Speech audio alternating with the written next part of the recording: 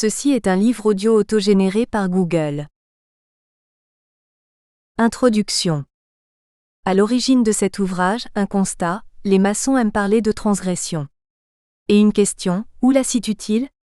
Au dehors ou au dedans de soi ? À l'extérieur ou à l'intérieur de la franc-maçonnerie ? Aussi ai-je entrepris l'exploration de ce concept, et ce, selon mon habitude, c'est-à-dire en non-spécialiste confrontant à mon sujet tout ce que j'ai découvert par hasard ou au terme d'une patiente recherche. Comme fil conducteur de ma réflexion, j'ai adopté une distinction entre les frontières qu'il est positif de dépasser et les limites qu'il est peut-être dangereux de transgresser. Et puisque tout questionnement doit suivre le niveau comme le fil à plomb, j'ai tenté d'appliquer cette grille d'analyse tant à notre rapport à la société qu'à notre vie intérieure et à notre travail au sein de la maçonnerie. De même qu'on ne disserte pas d'économie sans se soucier de la manière dont vivent les gens, pour dépasser la théorie j'ai accumulé des exemples de transgression à travers l'espace et le temps. Le lecteur s'étonnera peut-être que certains faits, personnages, groupements soient simplement cités. Ces ellipses ne supposent pas ceci connu. Elles présupposent chez le maçon une curiosité qui l'invitera à s'informer plus largement. Si à l'inverse, d'autres exemples sont détaillés, c'est qu'ils parlent d'hommes ou de femmes dont le courage suscite l'admiration et auxquels on aimerait pouvoir ressembler.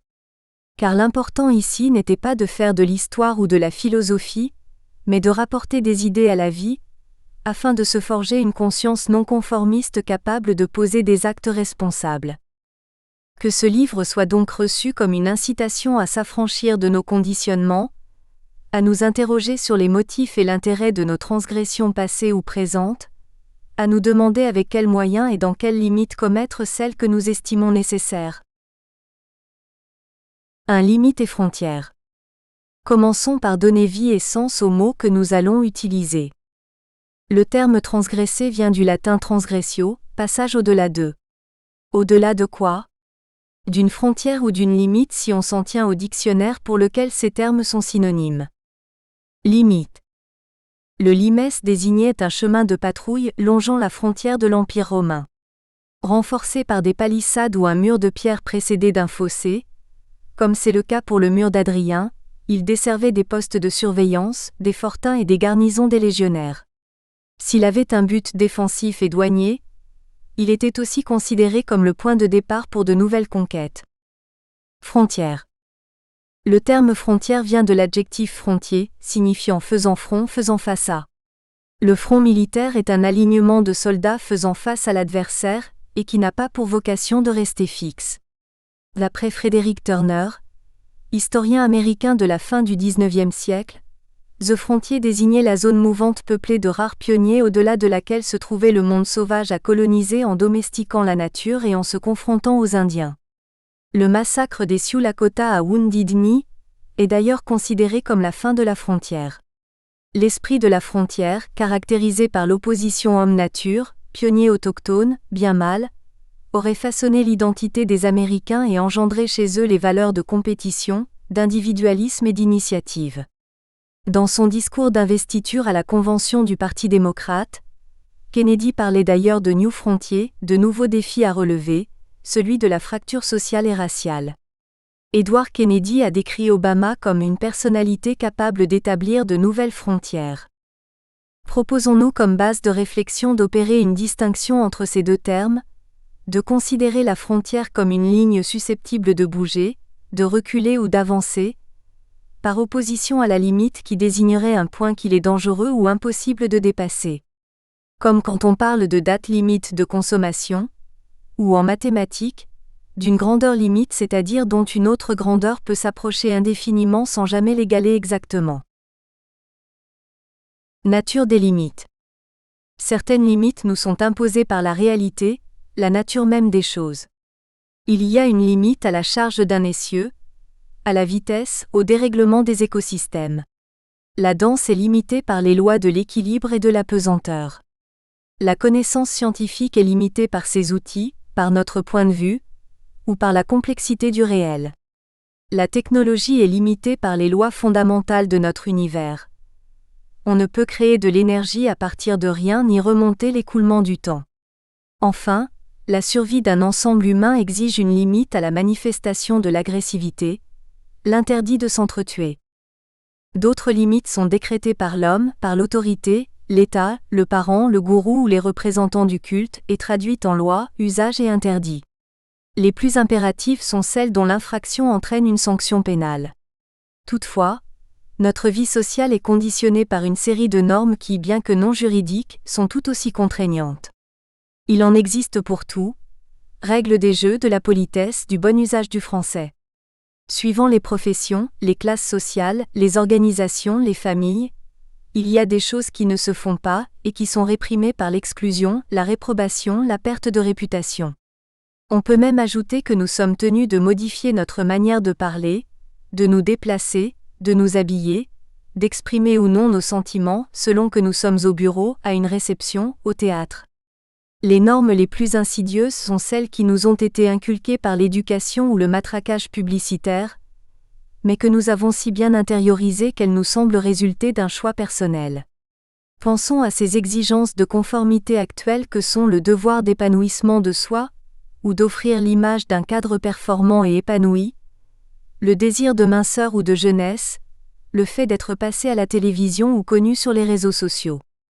Pour la pensée grecque, il y avait une limite claire entre la cité civilisée et le monde sauvage, ainsi qu'entre trois mondes, celui de l'homme, celui de l'animal et celui des dieux. Nous en sommes les héritiers quand nous opposons la culture à la nature, l'ordre au désordre, le primitif au civilisé. Dans sa tragédie Les Bacchantes, Euripide raconte comment Panthée, roi de Thèbes, fut mis en pièces par les Bacchantes pour avoir prohibé le culte de Dionysos qu'il estimait incompatible avec l'ordre de la cité. Car les bacchanales abolissaient dans un délire libérateur les limites entre l'homme civilisé qui redevenait un animal sauvage, ainsi qu'entre l'homme et le divin qui en prenait possession. Nature des frontières. Les frontières sont des lignes que les conquérants, les explorateurs, les commerçants, les scientifiques et les innovateurs ont toujours cherché à dépasser. Malgré les institutions qui prétendent les contrôler et ceux qui défendent leur survivance, elles ne sont pas étanches et n'ont jamais empêché le passage de clandestins, de produits, de mœurs ou d'idées de contrebande, le percement de tunnels physiques ou virtuels. Ce sont des zones où s'effectuent ces échanges aussi indispensables à la vitalité des cultures, des civilisations, des disciplines et des langues, qu'ils le sont au métabolisme de tous les organismes vivants. De même qu'entre l'eau d'un fleuve et le sol ferme subsistent des zones marécageuses ou inondables, autour des frontières se trouve une marge où l'on n'est ni dedans ni dehors. La cité athénienne classique s'étendait au-delà de ses murs aux espaces cultivés pour la nourrir. Là résidaient les éphèbes, en attendant d'être rituellement intégrés dans leur état d'adultes et de citoyens. À l'intérieur des frontières existent aussi des statuts ou des lieux où l'on n'est ni dedans ni dehors. Dans les cités grecques, les femmes, les esclaves et les étrangers étaient des sous-citoyens n'ayant pas voix au chapitre. Dans les nôtres fourmillent des exclus, des reclus. Dans les prisons, les mouroirs, les asiles, les centres fermés, des campements de fortune ou des recoins de gare, des êtres effacés, invisibles ou qu'on évite de voir pour qu'ils ne troublent pas notre confort. Par ailleurs, dans bien des domaines, les frontières sont aujourd'hui devenues floues. Dans les mœurs, entre le féminin et le masculin. En science, entre le vivant et l'inerte, le végétal et l'animal, l'homme et l'animal, la conscience et l'inconscience, la normalité et la folie, le naturel et l'artificiel. Un constat s'impose d'emblée. Souvent on a posé comme une limite absolue ce qui apparaît plus tard comme n'ayant été qu'une frontière relative à une époque, à un milieu, à un segment de la société, à un état de la connaissance ou de la technologie. La Charte de l'ONU a établi dans son article 2 l'intégrité territoriale des États, transformant en limite inviolable des frontières relevant de l'histoire, notamment coloniale. Pourtant le dernier siècle a vu la séparation de la Tchécoslovaquie et de la Yougoslavie, et plus récemment c'est le Soudan qui s'est scindé. Notons que rares sont les pays qui ne réclament pas la modification de leurs frontières en invoquant des raisons ethniques, linguistiques, religieuses, économiques ou historiques. La construction de l'Union européenne est elle-même une histoire d'effacement des frontières nationales par le renoncement à certaines frontières immatérielles. Énergie, monnaie, marché, et le déplacement progressif de sa frontière politique. Nombre de ceux qui ont cru avoir atteint une limite se sont trompés, à l'instar de Francis Fukuyama, lequel avait prédit, après l'implosion de l'URSS, la fin de l'histoire et des guerres, le triomphe mondial de la démocratie et du libéralisme. Combien de scientifiques n'ont-ils pas estimé jadis avoir atteint la limite d'une connaissance ? Auguste Comte a affirmé qu'on ne connaîtrait jamais la composition d'une étoile. L'année suivante, le spectroscope était inventé par Bunsen et Kirchhoff. À la fin du XIXe siècle, le physicien Lord Kelvin a déclaré que la physique était pratiquement terminée. Au début du XXe, la mécanique quantique a ouvert à cette dernière un nouveau champ de recherche. À la même époque, on considérait les protons et les neutrons comme les briques élémentaires de la matière. Depuis lors, on découvre une prolifération de nouvelles particules. Dans nos sociétés, une série de comportements ou de pratiques sont sortis de la catégorie de la marginalité, de la déviance, du condamnable moralement et parfois légalement. D'anciens interdits ne le sont plus, la masturbation, l'adultère, l'avortement, l'euthanasie. Hier objet de dérision, les écolos siègent dans les parlements.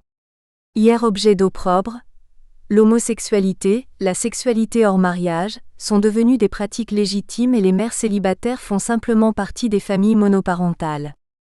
La fécondation in vitro aujourd'hui largement pratiquée n'a pas toujours fait l'objet d'un consensus.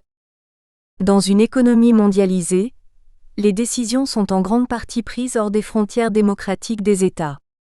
Ce sont les G20, les instances européennes ou internationales, les marchés, les agences de notation, qui déterminent nos vies sans consultation de la société civile, laquelle ne pourrait récupérer sa souveraineté qu'en trouvant le moyen de dépasser son ancrage national pour créer une opinion publique mondiale et internationaliser son pouvoir politique. Dans notre espèce, le besoin de limites existe donc au même titre que la capacité de les dépasser. Comment expliquer cette contradiction ? 2. Soumission et transgression. L'homme est un être paradoxal où cohabitent besoin de sécurité et aspiration à la liberté. Le besoin de sécurité.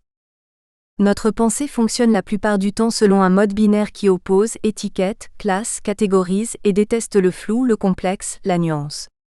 Mais notre cerveau n'est pas qu'un cortex dédié à la pensée, il possède une strate plus ancienne, un cerveau limbique de mammifère. Ce dernier est le siège des grandes émotions primaires, ayant pour rôle d'évaluer les perceptions en fonction de critères de plaisir et déplaisir pour alerter l'organisme, lequel réagit alors instinctivement afin d'éloigner ce qui risque de déséquilibrer son système. Il est caractérisé par un besoin de sécurité, qui lui fait craindre l'inconnu et préférer les mécanismes routiniers.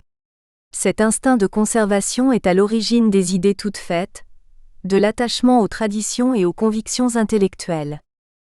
Du point de vue neurologique, il nous est difficile de changer nos habitudes car quelques secondes avant que nous ayons conscience de faire un choix, la décision est prise par notre inconscient en puisant dans notre mémoire et en réagissant à nos émotions, ce qui évite au cerveau de devoir traiter de nombreuses données. Le besoin de sécurité plonge également ses racines au début de la vie, quand le psychisme n'est pas développé et que le petit enfant éprouve la sensation de toute puissance vécue dans un état de fusion avec sa mère, état dont il gardera plus tard la nostalgie.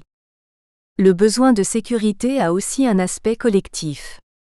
Répondant à la nécessité de maintenir l'ordre dans un groupe humain, il est à la base du droit, des rites et des coutumes qui assurent la cohésion d'une communauté. La religion joue également un rôle de ciment sociétal. Ils l'ont bien compris ces dirigeants qui, de l'empereur Théodose à Othman, troisième calife de l'islam, de Clovis à Olaf Haraldsson, roi de Norvège au XIe siècle, ont imposé une seule religion basée sur un livre unique dans les territoires qui leur étaient soumis. La sécurité est également procurée par l'ancrage à un groupe homogène. L'homme aime s'enfermer au cœur de frontières ethniques, religieuses, culturelles, linguistiques, intellectuelles, dans des préjugés partagés qui contribuent à établir son identité en le différenciant des autres, en lui permettant de mépriser les barbares et d'établir un seuil de tolérance vis-à-vis de l'étranger à assimiler ou à refouler. Le désir de coïncidence entre une limite territoriale et une identité régionale ou nationale, auquel s'ajoute souvent celui de maîtriser des ressources naturelles, est à la base de la plupart des conflits de frontières. Malgré l'existence d'institutions internationales, le sentiment d'appartenir à une communauté planétaire reliant tous les êtres humains dans une même biosphère n'est pas largement répandu. Seul un danger partagé comme une invasion d'extraterrestres, ou qui sait un réchauffement climatique arrivé à un point dramatique et n'épargnant aucun continent, pourrait en voir l'émergence. On voit cependant une solidarité émerger au niveau local ou national, quand sévit un hiver particulièrement rigoureux, ainsi qu'au niveau international en cas de cataclysme grave. Nous espérons que vous avez apprécié cet aperçu. Pour continuer à écouter ce livre audio sur Google Play Livres, utilisez le lien dans la description de la vidéo.